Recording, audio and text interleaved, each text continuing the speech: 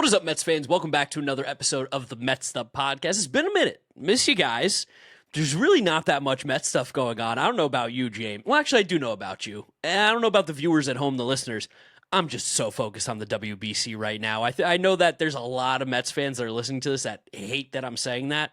But man, do I feel like the World Baseball Classic is so much more interesting when watching Mets spring training right now. Well, we're going to have a whole WBC segment at the end of this episode for people that want to stay on, just hear us talk about WBC, because it's been one of the most funs I've had in a long time watching baseball, presented by Fox 1, of course, but there's plenty of stuff in the Mets world to talk about right now. I know. We got Christian Scott. We got Carson Benge, who's like, I'm just going to be the right fielder opening day. Francisco Lindor news. David Stearns spoke. Everybody on Twitter thought that it was going to be gloom and doom, which I don't know why that's become a thing all of a sudden, that the replies of David Stearns there's being a David Stearns press conference, and everyone's like, who's going to be out for what the fuck is that? That's crazy. I hate that shit. I think too many Mets fans are conditioned to bad news, and I think fair. that we've had some executives in the past that didn't have that much face time, and Stearns hasn't really even had this much face time over the last 2 years. I think the fact that now we're seeing him like every week or so through the entire offseason is kind of nice. So I think it's nice that he gave a press conference and it was super chill. Should we start there?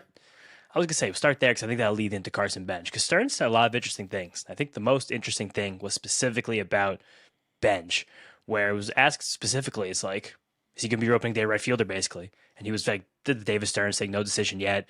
But he's saying, we're seeing what we expected out of him, and that he's taking competitive at-bats. He's a tough out, and he plays really good defense in right field. He's making this a very difficult decision for them as to whether or not he'll be their opening day. And no matter what, they expect him to contribute to the Major League team this season, no matter what. Yeah, exact words. I expect him to contribute to our team this year. There's no question about that. I think the way he's developed throughout his professional career indicates that he is reaching that level. Whether that's on opening day or not, I don't know. I mean, the way he's playing, again, it's the similar conversation that I feel like we have at times to a stronger degree when I like joke about the final bullpen spots, and it's like, is Craig Kimbrell really better than some of the other like live young arms that we have? But I mean, Carson Benge is mashing. He's hitting nearly 400. I know batting stats don't particularly matter in spring training, but the quality of at-bats of his are extremely high. This is a guy who is going to have a competitive at-bat, I feel like, pretty much every single time he steps in the box. And it seems like every other at-bat he's going up against a lefty and still having good at-bats, which I love to see.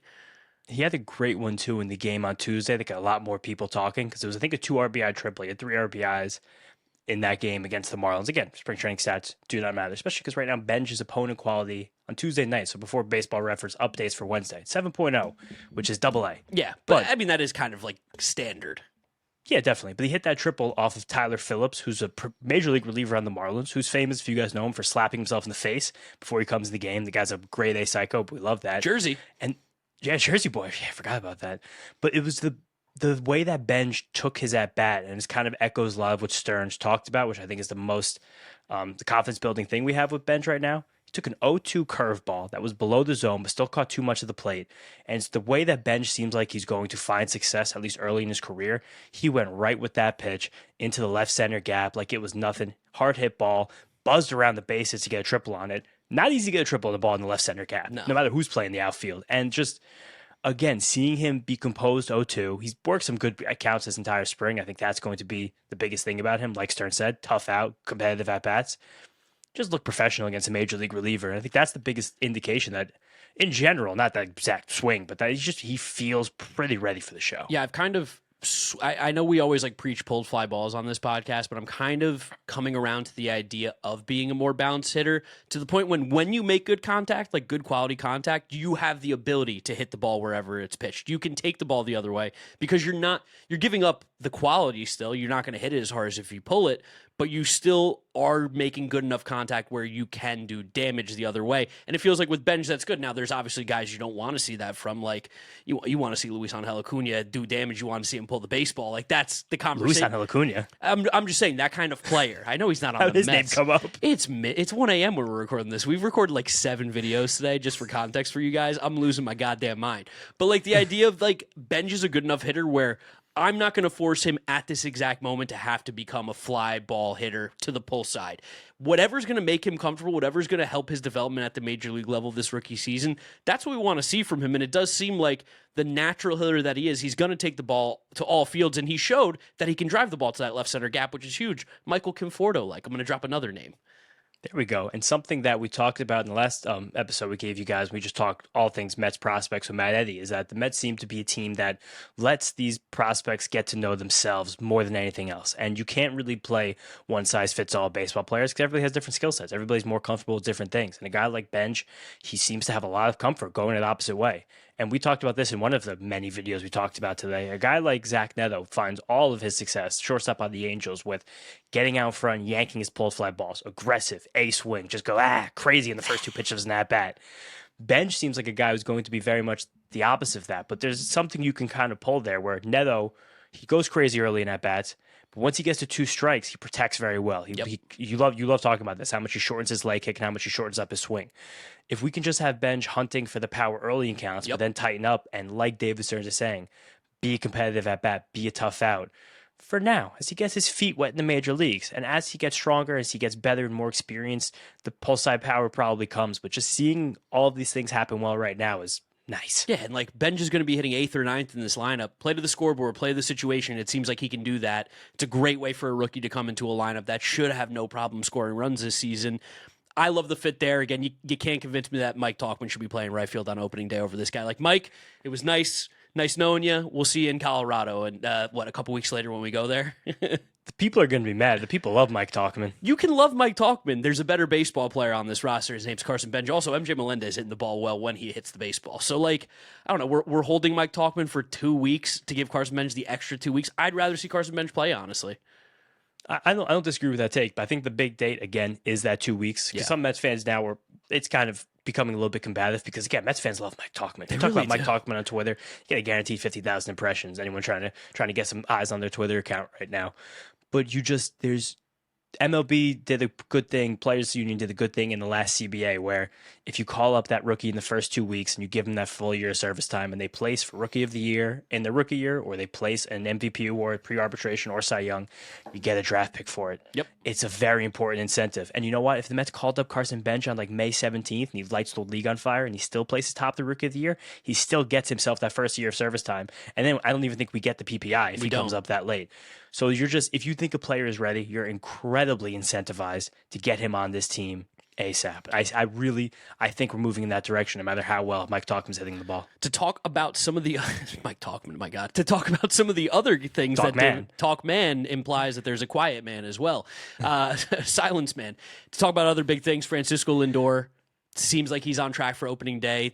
The biggest thing that I heard, besides the fact that he began playing catch, he started swinging the cage already, is that his first competition will not be opening day.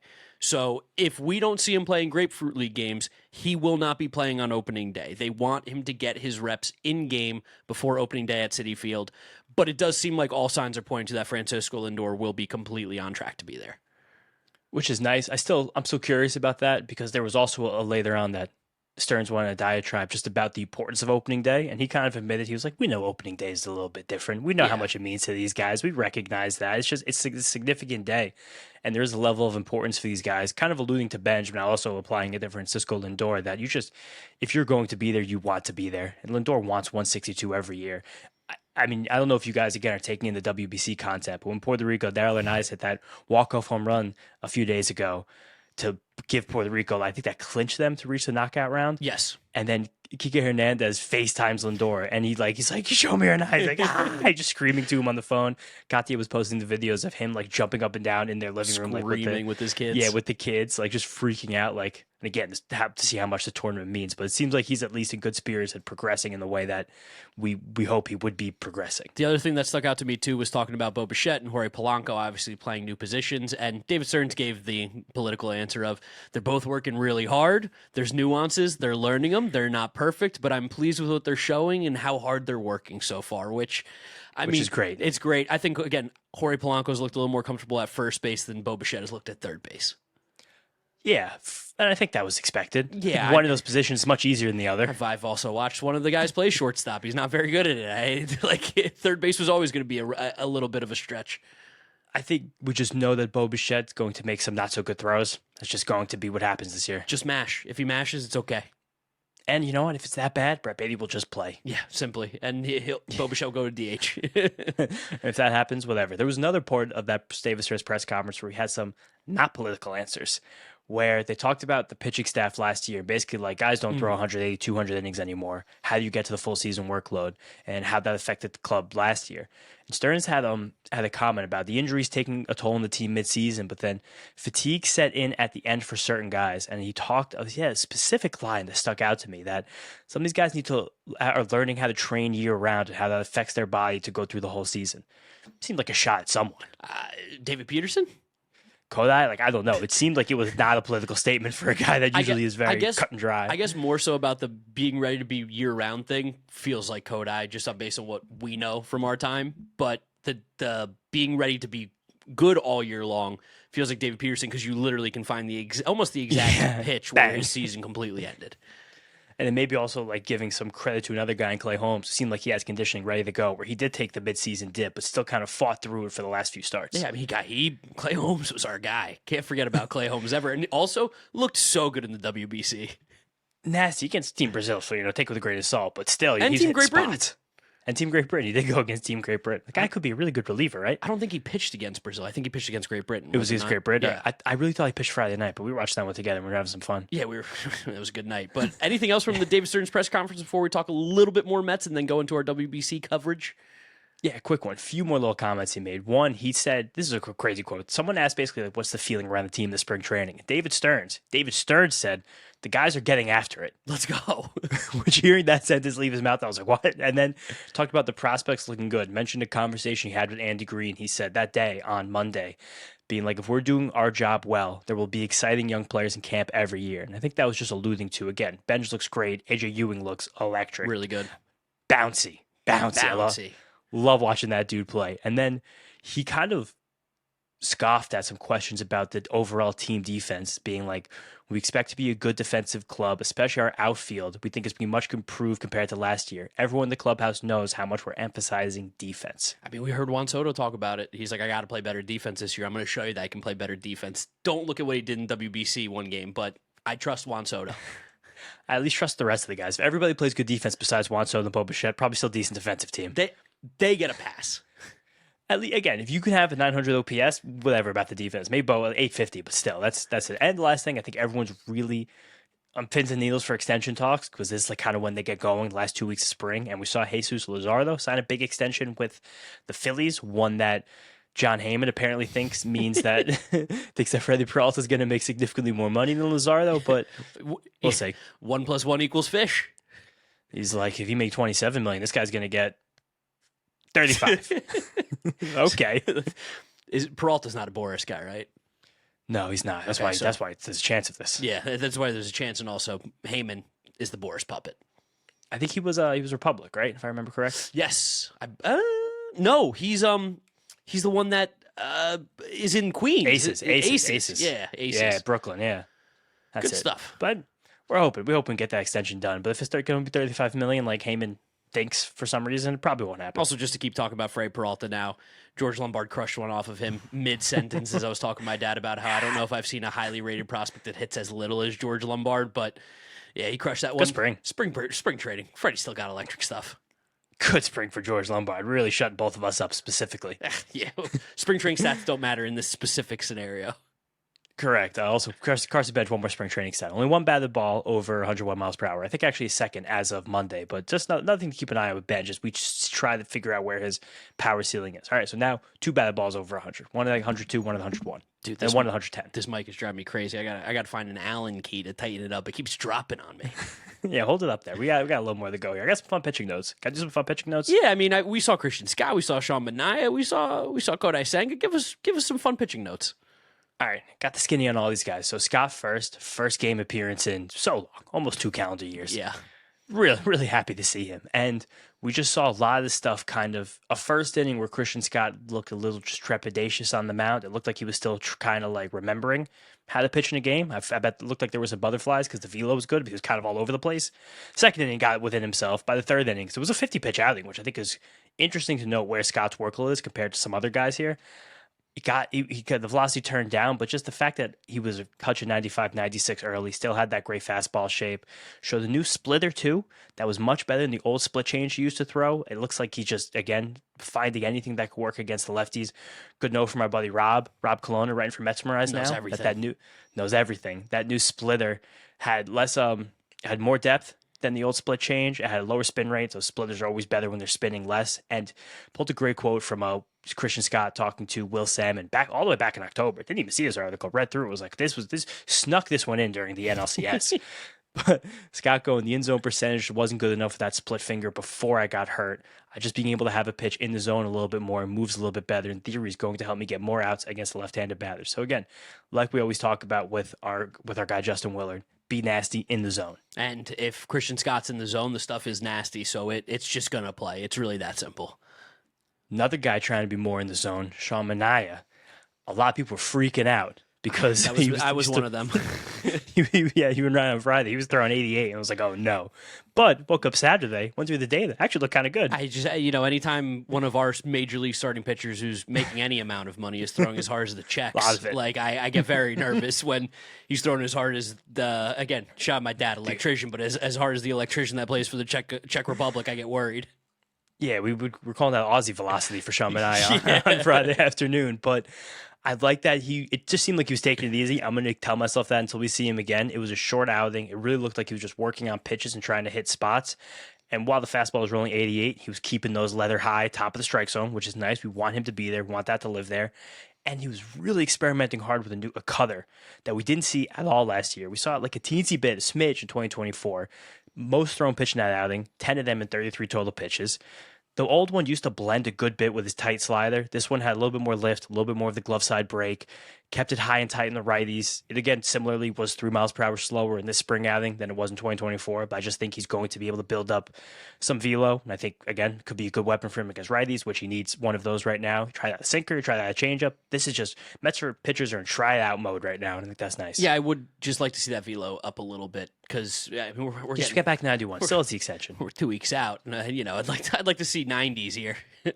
He only threw 33 pitches, which is why I was like making that comment about Scott already hitting 50, and Senga, we're about to talk about, got to 50 as well. And Wenninger's getting to 50 every single time. It's like, well, he's a dog. How many is Sean Manaea throwing that last week of March? If on March, I think that was March 7th he made that game, March 6th, he's still only throwing 30 pitches. He might be a sneaky IL for the first month of the season. At least maybe sneaky, like be the long man, Tobias Myers, like those two piggyback on one another. Talk about different arm angles. Piggyback those two. You'd be like, what the fuck? You'd be looking at those two guys pitch. That'd be fun one. I think we might see that happen. Kodai, 97 miles per hour. That's all that matters. That's all I got. That's all that matters right there. Yeah, got as high as 98.9. That's all that matters. Just get crazy. The slowest pitch he threw was 95. That was above his average last year. Just gas it up. That's all I need. He's at his best when he's throwing hard. And those were 98 mile per hour fastballs in the zone, not chaotic. Almost a 60% zone rate. The velo is so important. He got a sweeper up over 80. That was below 80 last year. Velo is not only important for the fastballs, important for everything, and Kodai needs it so badly. Yeah, and we know that ghost fork's going to be nasty. Everything going a little bit faster makes you have to be a little bit quicker, and that makes the ghost fork, oh, here goes my mic, makes the ghost fork even stronger. And he still tried to throw like 7 pitches in this, so we'll see. Again, but if you could throw 97, do whatever you want. I really do not care. And then I love Jack Wenninger, dude. That's going to be your guy. I mean, he's a fun pitcher. Like, talk about a guy who I'm just going to be so confident and be like a 3-4 forever. Yeah. Like, see if it all gets back together. Like, he pitched the last 3 innings in that game on Saturday that Kodai started against the Cardinals, and like he didn't have close to his best command. Like, the splitter was kind of all over the place, a lot fluttered. Slider was here and there, but like he just kitchen sinks every single guy, and it's hard to get a grip on him. Yeah, he's I don't want to say crafty because I think that's undermining the actual quality that he is. Crafty, I feel like a little nastier than crafty. Yeah, like crafty, I feel like almost means like you're gimmicky in a way. Like you're trying to fool people. You're trying to trick them. Where Wenninger, yeah, just is good. The stuff is good. It all plays. It may not be frontline ace level quality type stuff, but not everybody needs to be the number 1 starter. You can make a hell of a career being a 3-4. It's the kind of thing too where like we're seeing him get so much better in such quick succession where if he gets like a half tick on his command grade every single year, like eventually it'd be like, is Jack Wenninger, is he R2? Like if like he's that good. The last mean thing I'll say about Sean Manaea right now, because I hope he does have a great season, but like having a guy like Wenninger get good and be able to be at 3-4 stops you from paying guys like Sean Manaea $25 million a year when you don't have to. Definitely, which is nice that we're getting more of these guys popping up every single which way. And hopefully he's the one that he's a consensus top 100 prospect now. It's amazing to see where he's gotten himself. And we'll see if that gets there. And then last pitching note, Devin Williams messing around with some stuff that goes left. A slider, a cutter. It's just every single wrinkle the guy can get. I like that. The Mets are experimenting this spring. This is what this is for. These games do not count or matter. Warm up, see what you got. That's what we want to see. Try stuff. Guys never try stuff anymore. Try something. Nah, guys are a little skittish sometimes, but I like to see that Justin Willard's got them right. Anything else, or is it time to talk about some WBC? Let's get some WBC stuff. All right. Don't forget, all of our World Baseball Classic coverage is brought to you by our friends at Fox One, which is live. Stream all your Fox favorites together in one place, including all WBC games over the next few weeks. After that, the best MLB action all season long. From WBC through the World Series to the World Cup to NASCAR and IndyCar, with Fox One, you get it all live. Start your 7-day free trial today. Offers are subject to change. Download Fox One today and stream the World Baseball Classic live now through March 17th. Go to fox1.com for complete terms and conditions. Fox One, streaming now. World Baseball Classic is awesome. Again, we might have just lost 75% of our audience. I know Don't that care. This is divisive in the Mets world, but this is our podcast. I want to talk about it. And the WBC it's getting way better than when I even started loving it years ago. It's peak right now. Well, we're hitting 20 years of WBC this year, which is nice. And while it's the 20th year of the WBC, it's been herky-jerky every time. It's never like the regular 4 years apart that it was always intended to be. It's got some threes, got a 6 in there, got a couple 4s, but it's hitting a whole new peak and level right now. And I think that's because this time, a lot of the great USA players we're suiting up. You got Aaron Judge. Paul Skeens looked outrageously good on Monday. So good. I had friends in group chats who don't watch very much baseball being like, Paul Skeens and Bobby Witt, look at these guys. I'm like, no shit, Sherlock. Yeah, but tell me what city they play in. yeah, right. They're like, one of my friends like, we gotta get Skeens on the Yankees one day. I'm like, you shut up. But I'm like, I hate you. and then I think especially the Dominican Republic team has captured the hearts and souls of everybody right now. It's impossible to watch that team play and not love baseball more than I think you did before you did it. We talked about it a little bit. I think it was last week. Did we talk about the exhibition game? Did we sneak that into? We did. How the Dominican fans were just going ballistic for an exhibition game, and they were pimping home runs, and the vibes are unmatched. And obviously, this can never happen over a Major League Baseball season. It's not possible. But wow, if we could do this for the playoffs, I mean, I really think that's how baseball would get to the next level for growth. It's just there's a joy when these other Latin American countries are watching baseball. Like the Puerto Rican fans were losing their minds over a group stage game where they hit a walk-off home run. And Puerto Rico definitely got a little bit screwed by injuries and insurance stuff heading into WBC. They do not have the same caliber of team they've had in years past, but they've won every single game they've played. If they get a lead, their bullpen is clamping down on people. They're playing good defense. Team Venezuela is also looking really good. Like you're going to beat Venezuela, Dominican Republic on Wednesday, which is like that's going to be a scene. And down in Miami, that's like a World Series in of its own. It's fun to watch a guy like Junior Caminero, who for us and you guys who take in a lot of baseball, if you guys take in a lot of national baseball, not just the Mets, we know that last year he ascended to being a star. But to see him now become like a dude who everyone on the internet is talking about, like this Junior Caminero guy's electric, because he is. And the fact that there's like a cool subplot of Manny Machado being his childhood idol and he's hitting behind him in the lineup, and they went back to back in the exhibition game. They've driven him in a few times. They're dancing and doing handshakes together. It's so much fun.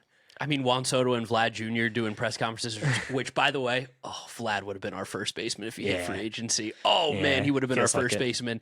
But like him and Soto doing the press conference, getting rid of the Shohei Ohtani green tea that's on the podium, no free promos. Love it. Like there's so much pride for all their countries and like for the teams that they're on. And I don't want to say that there's like an animosity building nationwide because it's never really going to happen that way.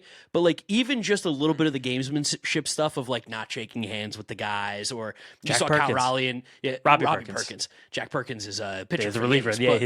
Like Randy Rosarena tonight in the Mexico USA game went to go shake Cal Raleigh's hand. Cal told him no. Like obviously they're probably joking about that, but like just the idea that these guys are so locked in for these games and they care. And I think that's what makes it even more fun to watch, is that even like the bad teams that we're talking about, like the Czech and Nicaragua and Brazil, they've all massively improved. Even Great Britain massively improved from the previous World Baseball Classics that they featured in, or even for their first time.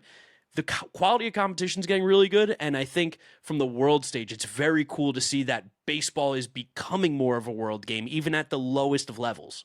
Dude, Chinese Taipei, Taiwan has had what 4 or 5 guys that are pumping like high 90s with nasty Like stuff. there's a group of guys that are going to come over from Major League Baseball from that league that would have never happened in previous years. Stuart Fairchild he's a quadruple A, like 30-year-old. He looks like a star. We're seeing some ascending young talent in a team like Korea, Young Min An, and he looks gross. And Do Young I'm Kim, not going to guess the other names. no, it was Do Young Kim, but Young Min An won the Rookie of the Year in the KBO last year. He looks like he'll be a major leaguer in a few years, and looks like he could be a guy that's like an impact bat when he gets here, just with a little bit more growth. Like these teams are fun. Like also what you're talking about, a team like Australia. I know I've talked about them a few times in the wind up. They have a national league that's growing tremendously year over year. The Aussies love baseball right now. It's one of the fast growing sports in their country. And these guys came to play in WBC and they were gutted to lose the advancement on a run differential. On a run differential going into the last inning, like heartbreaking. Travis Bazzana hit a run to go ahead to make the run differential go back in the Australian way. So you got them celebrating even though they're losing because they know what the stakes are. These games are awesome. I can't wait to see more of it. We got Noel McLean going up against Italy today when you guys are listening to this, which can't wait. I mean, USA is through, but for Italy, like if they win, they're through. Like they automatically punch their ticket if they win that game. So or actually, do they automatically punch their ticket? They might not. I don't think so because I think if because Mexico wins, still has 2 wins. They can still, but those teams playing on Wednesday, like whoever thought that you would say a baseball game between Mexico and Italy would be like almost must watch on a Wednesday night. And like we know Italy is like, with a little asterisk, like everyone's basically American Not playing really for Italy. There's a bunch of Venezuelans on that team too, but like it's really cool. I love the World Baseball Classic, and I think this year's World Baseball Classic has by far been the most successful, and I can't wait to see what happens when we get to the knockout round. But it's also nice to see a team like Italy who are really buying into like being Italian. Like Vinny Pasquantino's the captain for Team Italy, rocking the C on his chest. Jose Quintana's the captain for Team Colombia, but Italy's now doing a tradition. I think was spurned a little bit last time by manager Francisco Cervelli, where if you were the home run, shot of espresso. Yeah, most of them are spitting it out right after, but like because you can't play because if you have 3 shots of espresso, it's really hard to play baseball. But one, it's a perfect level. But I think it was DeCenzo and JJ Durazio who made an error in the first inning of that game, a pass ball against Great Britain. Andrew Fisher, it was Andrew Fisher and Durazio went back to back, and they were ripping the shots of espresso. Dante Nori had a Little League home run. He's been ascended. He looks like a dude. I like Dante Nori's Phillies system, right? Phillies, he was a Phillies first round pick a couple of years ago. And like that's why this is also fun because you're seeing prospects who didn't have a lot of critical acclaim, especially on Team Brazil on Friday night. Come out of nowhere. There's 3 guys in total that have really stuck out to me that have not been like part of the Asian countries, but from Team Brazil, Lucas Ramirez, who is Manny Ramirez's son, not a highly touted prospect at all, had like a 700 OPS as like a 19, 20-year-old, I think at low or high A last year. In 1 week, he's hit a home run off of Jacob deGrom, Logan Webb, and then went lefty-lefty against Gabe Spire, which is pretty insane, honestly, and threw a guy out from right field at third base, I believe. So, like, showing that he's a well-rounded player. Also, Manny's son, he's going to be a good baseball player.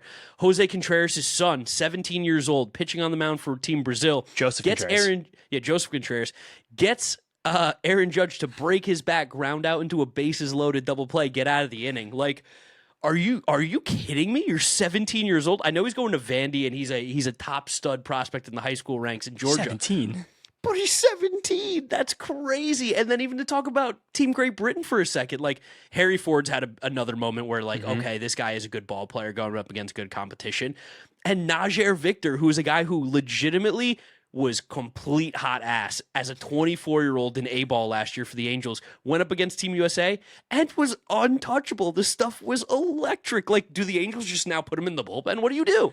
I mean, the thing that's fun, too, because a lot of these teams that we're mentioning, they don't really have the same talent as a lot of these other teams that we're talking about at the top. There's a clear 6 good teams, and the rest of them are all kind of just fighting to be 7th and 8th. But the fun thing about the teams that are fighting at the bottom, if you win one game in the tournament, you get yourself guaranteed to the next tournament.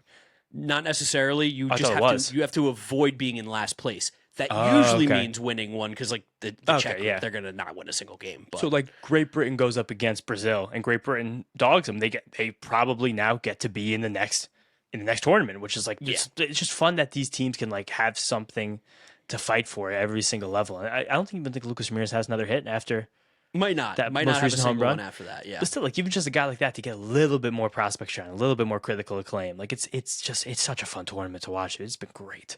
And Juan Soto hit a walk-off home run, so I'm happy. And Juan Soto, the walk-off home run. So, quick media marvel, Juan Soto saying the most fun years of his career, 2019, 2024. Yeah. Some people freaked out about that. Fair. Of course they did. Fair. Yeah, It's fair. It's fair. Now, James, tell me what happened in those years. Went to the World Series. Went to the World Series. The guy likes winning. I don't know if anybody's noticed this, but he's happy when he wins. That's what the Mets have to do. He looks happy. He looks happy. He loves Happy. playing for Team Dominican. Him and Tatis are doing dances together. Tatis doing the caballero in the locker room. Yeah. Junior Caminero's like swinging his hips when he hits home runs. Like I mean, a lot of us are honorary Dominicans watching some of these games. Like I am glued. If Austin single Wells is, every single time they play, I can't stop watching. Like O'Neal Cruz, I've like barely ever seen him smile before. I didn't know actually he had emotions. I thought he just played baseball. And then also for you guys who are maybe not super locked in, the managers of these teams, Sick. Dominican Republic is Pujols, Puerto Rico is Yadi, Venezuela is Miggy. Like I think Israel. Well, Miggy's a hitting coach. Miggy's the hitting coach. Israel, Kevin Youkilis is on the staff. Andy Kevin Pettit, Youkilis, Ian Kinsler, I think. yeah, Andy Pettit's on the American staff supporting Mark DeRosa. Like it's Francisco Cervelli is Team Italy. Team Italy. Yeah, I mentioned that one before. One guy not having a great World Baseball Classic, Mark Vientos, but that's whatever. I mean, we kind of knew that.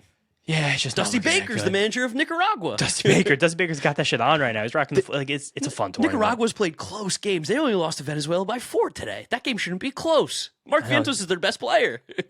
Is he right now?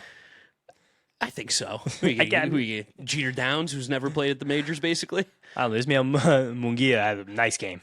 Yeah, but he did have a nice game. You know what? Shout out him. Yeah, it's just, again, it's like seeing these guys who are like seeing guys like Harold Ramirez, Donovan Solano, like pop Tito up. Polo. Just watching these. I mean, Alexi Ramirez, like just watching these guys play baseball. It's like cool. This feels fun. Yeah, the World Baseball Classic is fun, and we hope you guys are enjoying it. Again, check out Fox 1. They are streaming now. You can watch all the World Baseball Classic coverage there. I also forgot one more. Ruben Tejada had a go-ahead hit the other night. He's been on base like crazy for Panama. So he's got 900 OPS in this tournament. And also, guys, our friends at Foul Territory, they're doing post-game shows after these big World Baseball Classic rounds. So definitely check that out, too. Check that out. Big shout out to Fox 1. Big shout out to you guys for listening and watching this episode of the Mets'd podcast. Make sure you're subscribed, not just on YouTube, but if you're listening to us, Apple Podcasts, Spotify, Google. Drop us a rating, drop us a review, download, and subscribe. You can follow James on social media at James Shiano. I'm Giraffe Neck Mark. Thank you guys for watching. We'll catch you on the next one. Peace out. Peace out. Let's go, Mets.